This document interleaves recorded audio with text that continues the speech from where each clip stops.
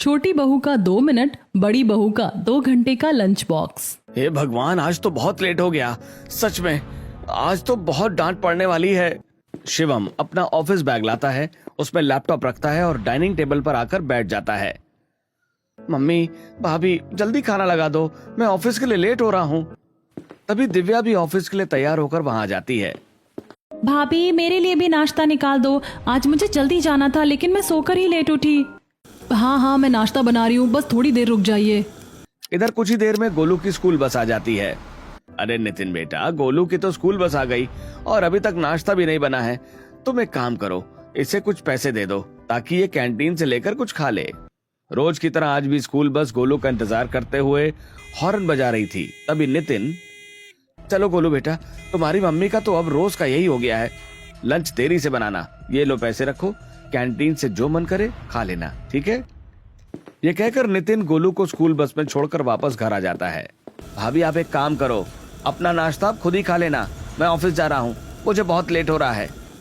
भैया रुको, मैं भी चलती हूँ, आज पहले से ही लेट थे, लेकिन इनके नाश्ते के चक्कर में तो हमें यही शाम हो जाएगी। खाना समय न मिलने की वजह से गोलू बिना लंच बॉक्स लिए स्कूल चला जाता है। वहीं शिवम और दिव्या भी बिना नाश्ता किए और बिना लंच बॉक्स लिए ऑफिस के लिए निकल जाते हैं। तभी नितिन रसोई में जाकर देखता है, यार निशा, क्या करती हो तुम? देखो 10 बज गए हैं, गोलू भी बिना नाश्ते और लंच बॉक्स के स्कूल चला गया है और दिव्या और शिवम भी। सब कुछ आपकी आंखों के सामने ही तो है, मैं भी तो खाना बना ही रही हूँ। आप तो जानते ही हो खाने में देरी ना हो, इसलिए मैं सुबह कितनी जल्दी भी उठ जाती हूँ। हाँ, मुझे पता है, तुम सुबह 4 बजे से उठ गई थी, लेकिन क्या फायदा तुम्हारे 4 बजे उठने का जब तुम्हारा अब तक लंच बॉक्स भी तैयार नहीं हुआ। नितिन की बात सुनकर निशा सोच में पड़ जाती है। सुबह के 4 बजे होते हैं, निशा का अलार्म बजता है। वो तुरंत उठकर अलार्म बंद कर देती है। आज जल्दी उठ जाती हूँ, वरना फिर खाना बनाने में 2 घंटे लग जाएंगे और सबको बिना नाश्ते के ही घर से जाना पड़ेगा। आज अच्छे से नाश्ता भी बना दूंगी और सबका लंच बॉक्स भी पहले ही तैयार कर दूंगी। ये सोचकर निशा सुबह 4 बजे ही उठ जाती है। अगर अभी नाश्ता और लंच बनाकर रख दूंगी तो सुबह तक ठंडा हो जाएगा। एक काम करती हूँ, पहले घर की साफ सफाई कर लेती हूँ। निशा पूरे घर की साफ सफाई करती है, वो झाड़ू लगाती है और पोछा लगाती है। इसके बाद समय देखती है। अभी तो मेरे पास समय है, फटाफट नहा लेती हूँ, पहले पूजा करूंगी, तभी तो रसोई में काम अच्छे से कर पाऊंगी। निशा नहाने के लिए जाती है, लेकिन बाथरूम में बहुत सारे गंदे कपड़े पड़े होते हैं। हे भगवान, मैं तो भूल ही गई, कल लाइट की वजह से ये कपड़े धुले नहीं, कल पानी भी नहीं था, अब ये धोने भी पड़ेंगे। निशा हाथ से सारे कपड़े धोती है, उसके बाद नहाकर पूजा करती है। इसी बीच 8 बज जाते हैं।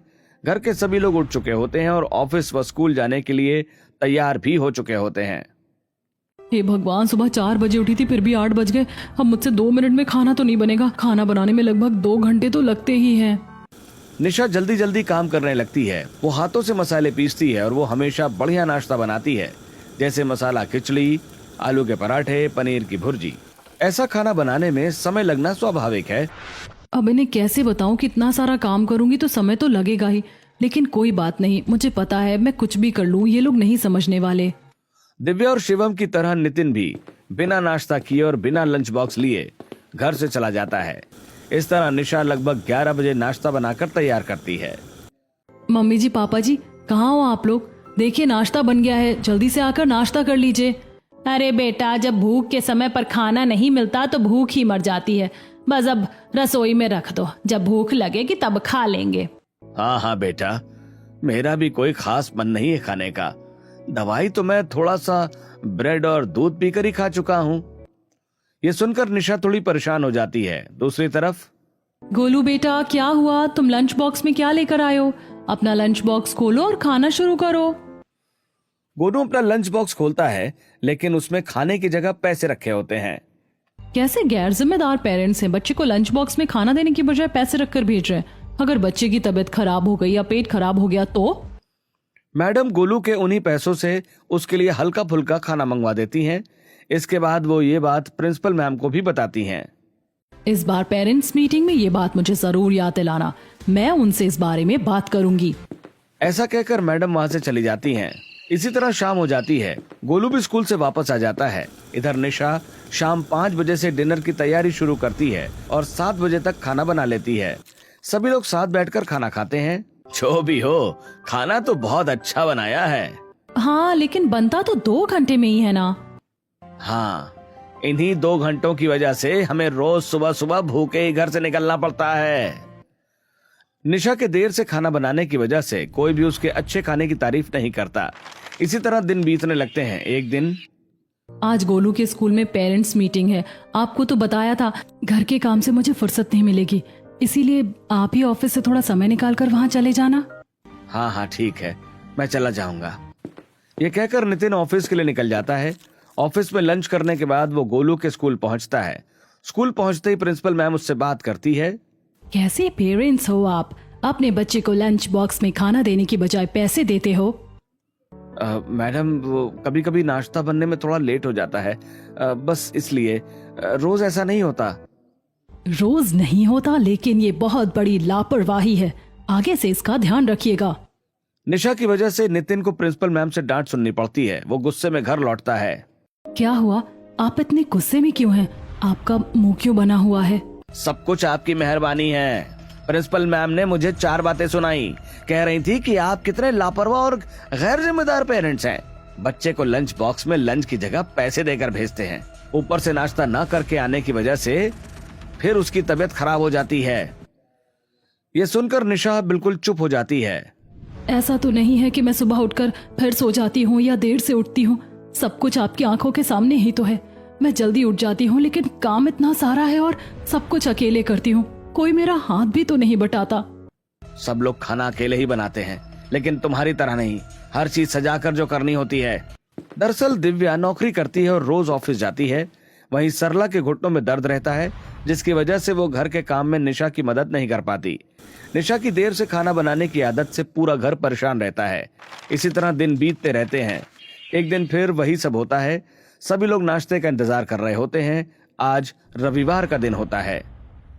नाश्ते का इंतजार करने से बेहतर है मैं दवाई ही ले लूं। मुझे तो कुछ बुखार सा लग रहा है। राजेश मन ही मन यही सोचता है और खाली पेट ही बुखार की दवाई खा लेता है। थोड़ी देर बाद उसकी तबीयत बहुत ज्यादा खराब हो जाती है। शिवम बेटा, जरा डॉक्टर को फोन तो करो, तुम्हारे पापा का बुखार उतरने का नाम ही नहीं ले रहा है। शिवम तुरंत डॉक्टर को फोन करता है। थोड़ी देर में डॉक्टर घर आ जाते हैं। आपने कौन सी दवाई ली थी? सरला डॉक्टर को दवाई दिखा देती है। क्या आपने ये दवाई खाने से पहले कुछ खाया था?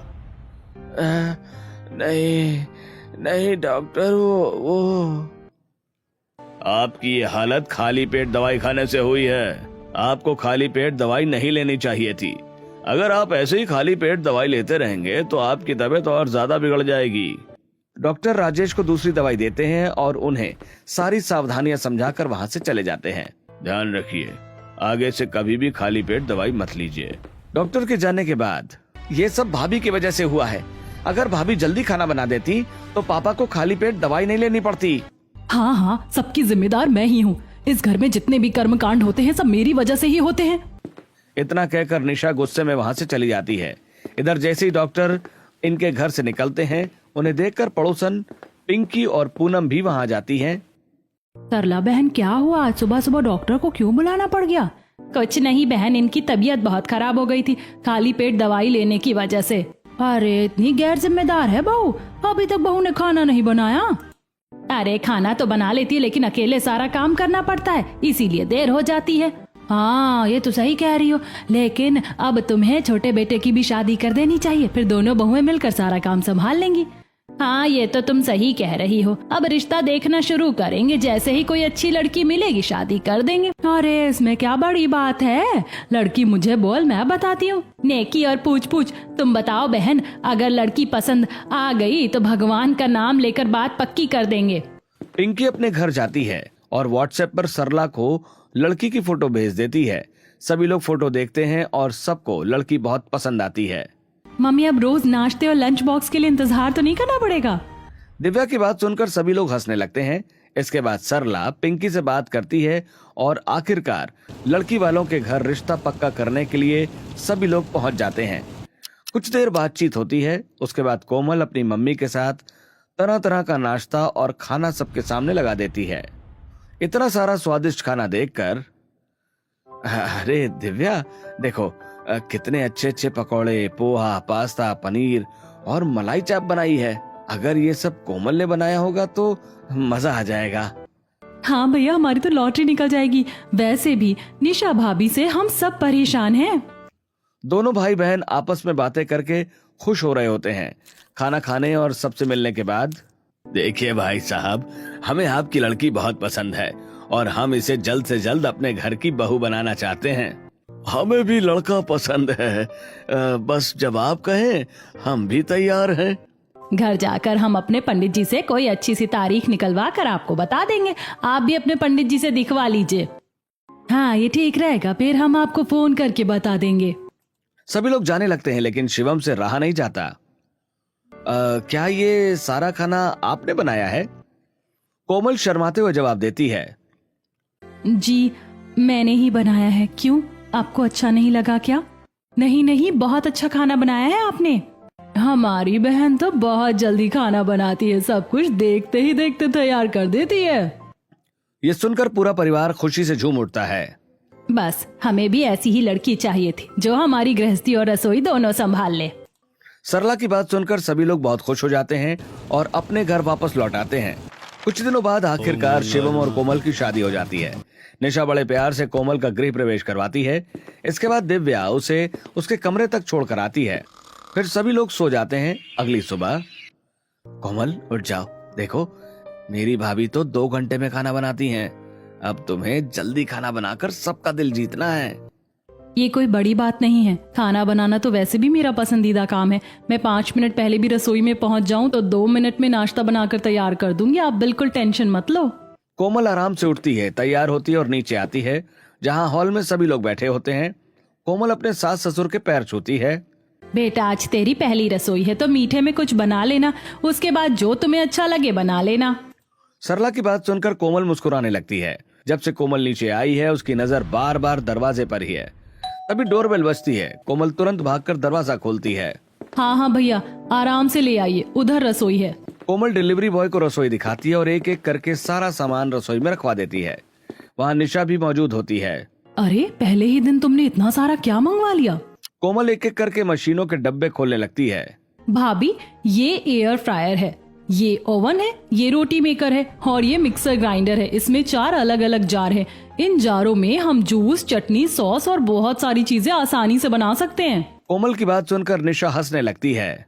लगता है तुम बड़ी कमजोर हो, मेहनत करना पसंद नहीं है तुम्हें।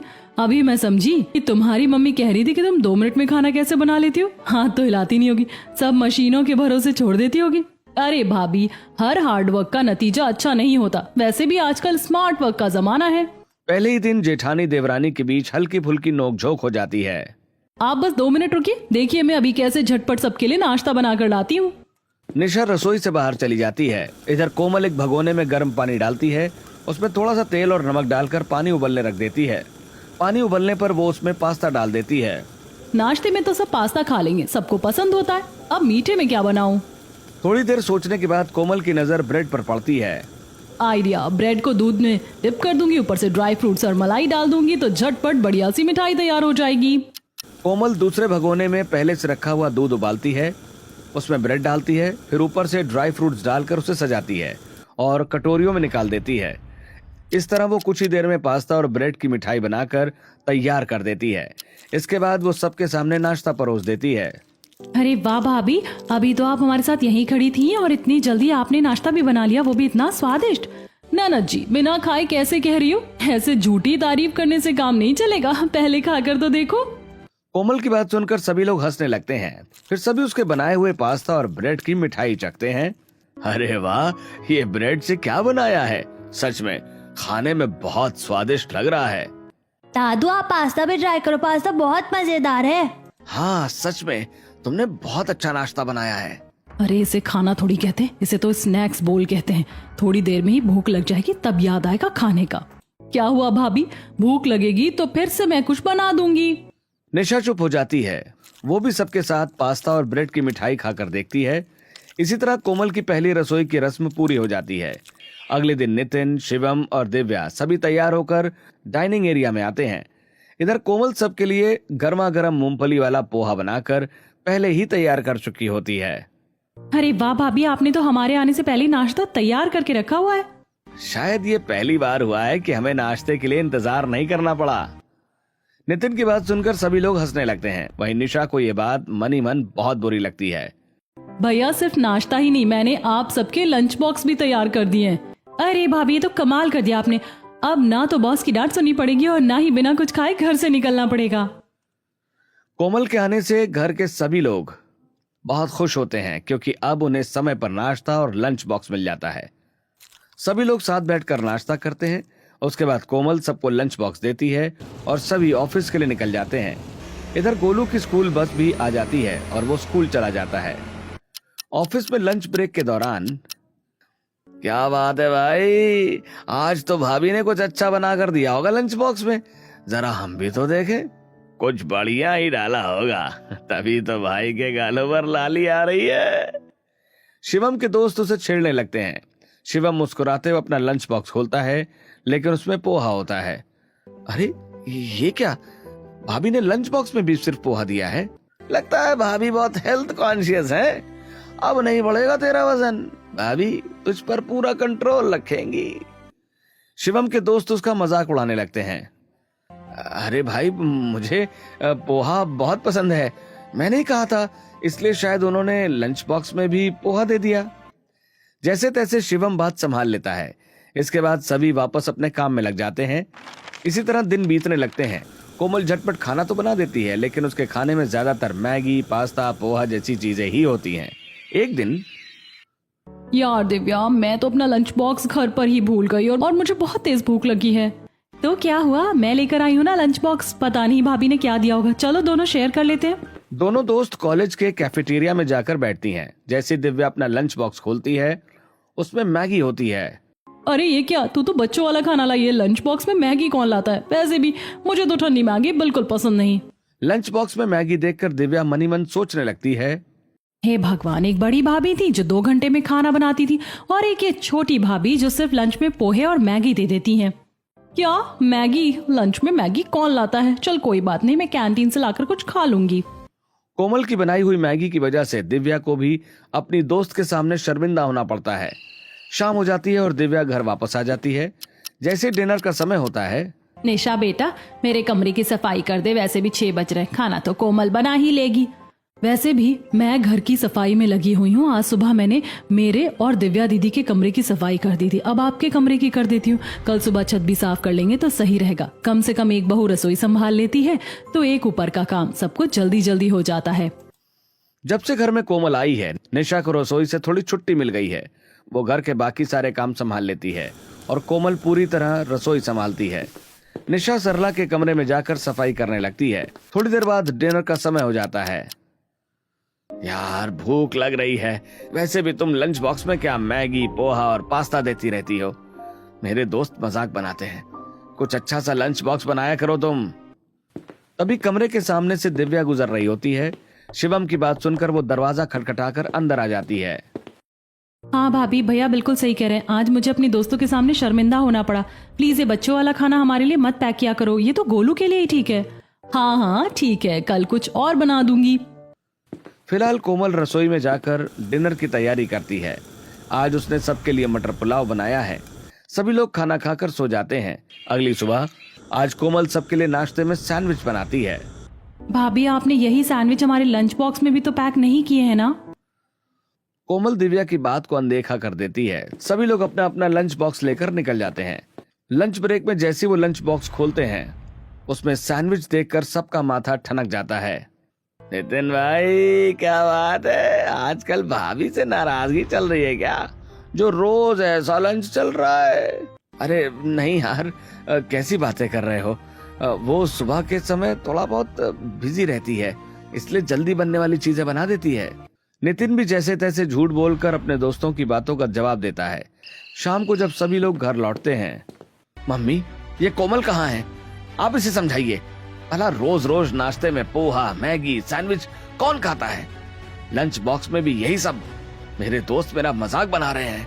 मैंने भी कहा था और शिवम भैया ने भी, लेकिन ये हमारी बात सुने तब ना। हाँ भाई, अब तो हम भी ये बच्चों वाला खाना खाकर परेशान हो गए हैं बेटा, रोज रोज ये नहीं चलेगा। सभी लोग कोमल को बातें सुनाते हैं तो ये देखकर निशा मन ही मन खुश हो जाती है। भाई जब मेहनत करना पसंद ही नहीं है तो यही होगा। ये तो मशीनों के भरोसे जीती है। मसाला मिक्सी में पीस लिया, खाना ओवन और एयर फ्रायर में बना दिया। अरे जब तक खाने में हाथों का स्वाद नहीं जाएगा खाना स्वादिष्ट कैसे बनेगा। बस जेठानी जी रहने दीजिए, आपको तो मुझे बातें सुनाने का बस एक मौका चाहिए। अरे सही तो कह रही है वो बहुत अच्छा खाना बनाती है। तो फिर उनसे ही बनवा लीजिए ना खाना, मैं घर का बाकी काम कर लिया करूंगी, झाड़ू पोछा और बर्तन। एक बार फिर रसोई की पूरी जिम्मेदारी निशा के हाथों में आ जाती है। अगले दिन फिर वही हाल होता है। सभी लोग डाइनिंग टेबल पर नाश्ते का इंतजार कर रहे होते हैं। हमारी आधी जिंदगी तो इस घर में अच्छा खाना मिलने के इंतजार करते करते ही गुजर जाएगी। सच में बेटा, हम तो इस रूटीन से तंग आ गए हैं। अब कुछ तो करना ही पड़ेगा। अब घर के सभी लोग दोनों बहुओं से परेशान हो जाते हैं। एक बहू 2 मिनट में खाना बना देती है, जो जल्दी तो बन जाता है लेकिन स्वादिष्ट नहीं लगता, और ऐसा खाना रोज खाने से पेट भी खराब हो जाता है। दूसरी बहू 2 घंटे में खाना बनाती है, तब तक सबकी भूख ही खत्म हो जाती है। इसी तरह दिन बीतने लगते हैं। एक दिन सुबह घर में राधा और कीर्ति की एंट्री होती है। भाई, ये हमारे घर की 2 नई मेहमान हैं। आज से कुछ दिनों के लिए हमारे घर पर ही रहेंगी। सभी लोग राधा और कीर्ति से मिलते हैं और उनका स्वागत करते हैं। वो तो ठीक है पापा, लेकिन इनका परिचय तो करवाइए, हम भी तो जाने हमारे मेहमानों को। बेटा, ये मेरे दोस्त की बेटियां हैं। वो किसी काम से आउट ऑफ कंट्री गए हैं और इन दोनों के एग्जाम चल रहे हैं।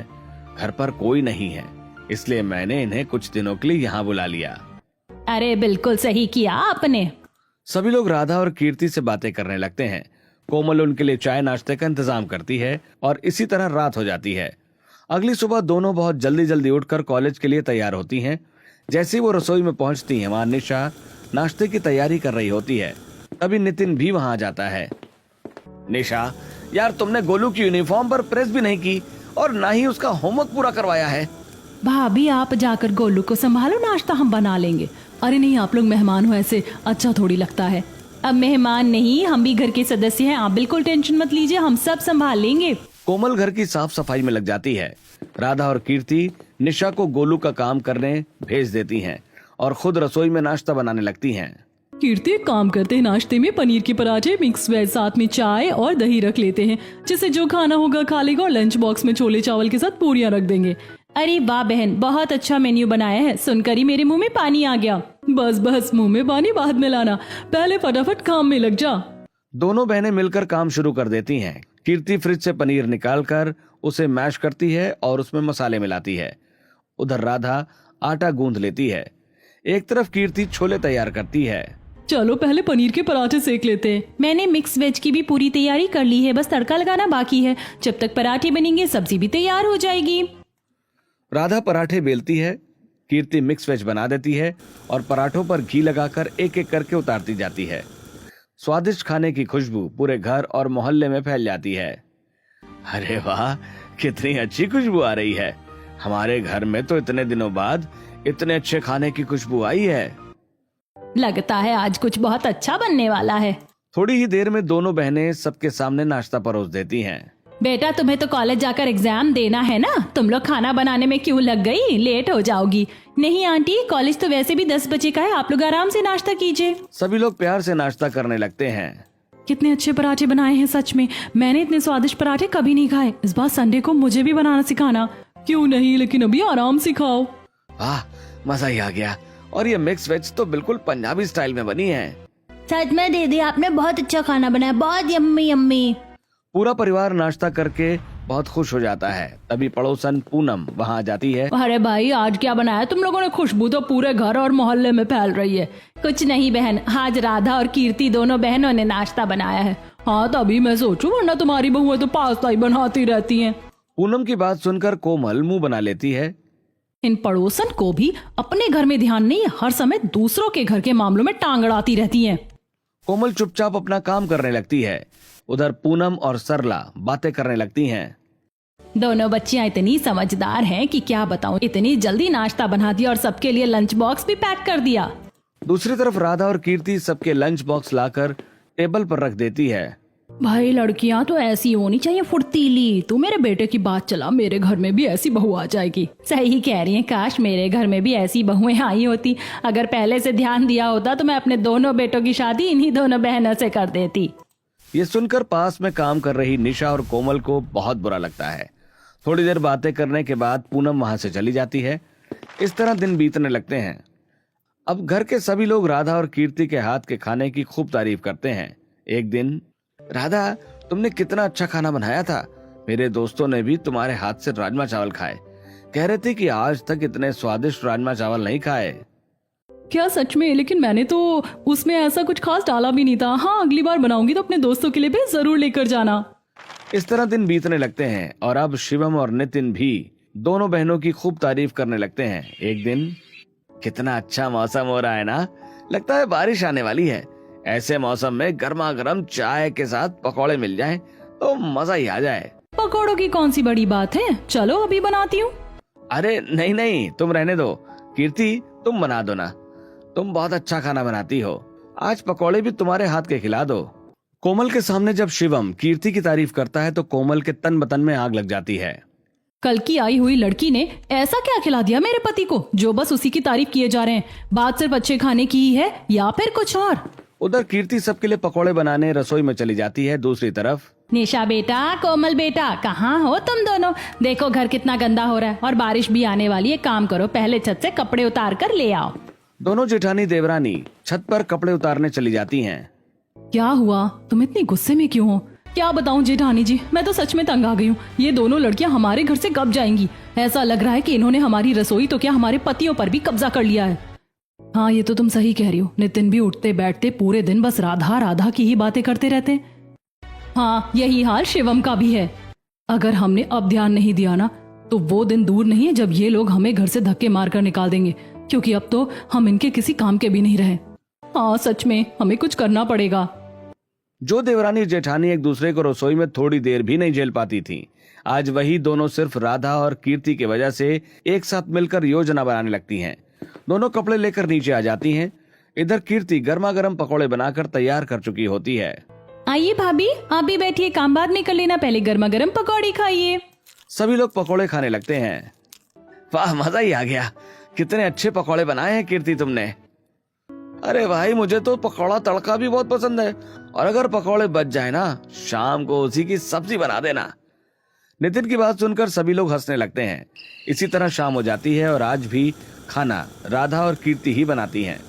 इधर कोमल और निशा बहाने बहाने से रसोई में जाकर दोनों को काम करते हुए देखती रहती हैं। फिर रसोई से बाहर आ जाती हैं। अच्छा, तो ये राज है इनके जल्दी खाना बनाने का। जेठानी जी, ये तो बहुत आसान है, ऐसे तो हम भी कर सकते हैं। हाँ, बिल्कुल कर सकते हैं और करेंगे भी। हम इन लड़कियों का हमारे घर पर राज नहीं होने देंगे। दोनों देवरानी जेठानी एकजुट हो जाती हैं। रात को सभी लोग खाना खाकर सो जाते हैं। अगली सुबह कोमल और निशा सबसे पहले उठकर रसोई में पहुंच जाती हैं। आज कुछ ऐसा बनाएंगे कि पूरा घर उंगलियां चाटता रह जाए। हाँ बिल्कुल, एक काम करती हूँ, स्टीम मोमोज, हक्का नूडल्स और व्हाइट सॉस पास्ता बना लेते हैं। चल पगली, फिर वही मशीन वाला खाना, इससे कुछ नहीं होने वाला। आज उन्हें हाथों का स्वाद दिखाना पड़ेगा। निशा कोमल को समझाती है। फिर दोनों मिलकर नाश्ते में चटपटे पंजाबी स्टाइल आलू के पराठे, हरी और लाल चटनी बनाती हैं। वहीं सास ससुर के लिए शाही रोटी, भिंडी की सब्जी, शाही पनीर और चावल भी तैयार कर देती हैं। एक एक करके घर के सभी लोग उठने लगते हैं। अरे भाई, कीर्ति कहाँ रह गई? जल्दी से मेरे लिए नाश्ता लगा दो और मेरा लंच बॉक्स भी पैक कर देना। आज राधा और कीर्ति देर रात तक जाग कर पढ़ रही थी, इसलिए उनकी आंख देर से खुलती है। दोनों आंखें मलते हुए कमरे से बाहर आती हैं। आज तो बहुत अच्छी खुशबू आ रही है। आखिर खाने में क्या बना है? अरे मैं तो यहाँ हूँ, फिर खाना किसने बना दिया? सभी लोग हैरान रह जाते हैं। तभी निशा और कोमल एक एक करके सारा खाना डाइनिंग टेबल पर सजाने लगती हैं। अरे वाह, ये तो कमाल हो गया। तुम दोनों ने आज इतना सारा खाना इतनी जल्दी कैसे बना दिया? हाँ, वही मैं सोच रही हूँ, आज 2 घंटे वाली और 2 मिनट वाली रेसिपी कैसे मिक्स हो गई। दिव्या की बात सुनकर सभी लोग हंसने लगते हैं। बाकी बातें बाद में करना, पहले खाना खा लो वरना ठंडा हो जाएगा। सभी लोग खाना खाने लगते हैं। बहू, कितने स्वादिष्ट आलू के पराठे बनाए हैं तुमने। हाँ भाई, मानना पड़ेगा सच में। और ये चटनी तो लाजवाब है। चटनी निशा ने सिलबट्टे पर हाथ से पीसकर बनाई थी, इसलिए उसका स्वाद अलग ही था। सभी लोग खाने की बहुत तारीफ करने लगते हैं। सच में आप दोनों ने बहुत अच्छा खाना बनाया है, मजा आ गया। मुझे भी आलू के पराठे की रेसिपी देना। ये सुनकर कोमल और निशा बहुत खुश हो जाती हैं। नाश्ते के बाद नितिन, शिवम और दिव्या ऑफिस के लिए निकलने लगते हैं। तभी कोमल और निशा दौड़कर उनके लिए लंच बॉक्स लेकर आती हैं। अरे वाह, आज तो लंच बॉक्स भी समय पर मिल गया। तीनों अपना अपना लंच बॉक्स लेकर ऑफिस चले जाते हैं। इधर राधा और कीर्ति भी अपना सामान पैक करके जाने लगती हैं। अरे क्या हुआ, तुम दोनों कहाँ जा रही हो? क्योंकि जिस मकसद से हम यहाँ आए थे वो पूरा हो गया। ये सुनकर दोनों बहुएं हैरान रह जाती हैं। तभी राजेश और सरला मुस्कुराते हुए वहां आते हैं। बहू, इन दोनों को मैंने ही बुलाया था। हाँ बेटा, जब तुम दोनों रसोई को लेकर झगड़ती रहती थी, एक हमें 2 घंटे में खाना खिलाती थी और दूसरी 2 मिनट वाला खाना बनाती थी, जिससे हम सब बोर हो गए थे और हमारा पेट भी खराब होने लगा था। इसी समस्या का हल निकालने के लिए हमने इन दोनों को बुलाया था। हाँ सच में, हम अंकल के कहने पर ही आए थे। हमारा मकसद आपको दुख पहुंचाना बिल्कुल भी नहीं था। क्या ये सब एक्टिंग थी? हमें तो लगा था कि आप लोग सच में इन्हें अपने घर की बहू बना लेंगे। नहीं बेटा, ऐसा कभी नहीं हो सकता। तुम दोनों ही मेरे घर की बहुएं हो और हमेशा रहोगी। ये सुनकर निशा और कोमल बहुत खुश हो जाती हैं। दोनों अपनी सास को गले लगा लेती हैं। इसके बाद सभी लोग खुशी खुशी राधा और कीर्ति को विदा करते हैं। अब घर में सभी लोग मिलजुल कर प्यार से रहने लगते हैं।